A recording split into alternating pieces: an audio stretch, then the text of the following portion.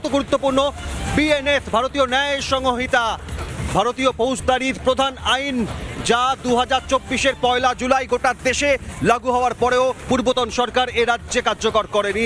BNS ভারতীয় ন্যায় সংহিতা আজ থেকে, এই মুহূর্ত থেকে চালু হলো। কি ভারতীয় ন্যায় সংহিতা জানাবো বিস্তারিত আপনাদের, তবে তার আগে রাজ্যের মুখ্যমন্ত্রী শুভেন্দু অধিকারী কি বলেছেন বিএনএস সম্পর্কে, বিএনএস লাগু করা প্রসঙ্গে দেখুন।